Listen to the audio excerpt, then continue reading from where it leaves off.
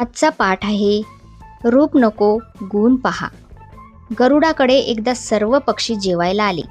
मोर आला, कोंबडा आला, हंस आला, पोपट आला, सारे पक्षी आले.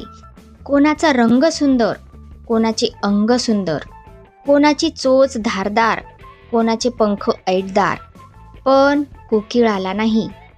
गरुड, पोपट आणि हंस सगळे मिळून कोकिळाकडे गेले. गरुड म्हणाला, कोकिळ भाऊ चला. कोकिळ म्हणाला, मी येत नाही.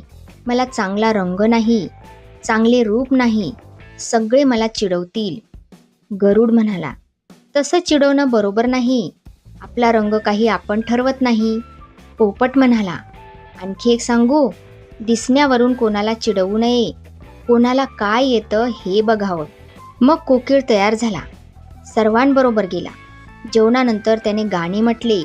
त्याबरोबर सर्व पक्षी आनंदाने नाचू लागले. मोर म्हणाला, वाह वा, असं गाणं मला येत असतं तर किती छान झालं असतं. कोकिळाला फार बरे वाटले. तर अशा प्रकारे हा पाठ इथेच संपला. भेटूया पुढच्या पाठामध्ये.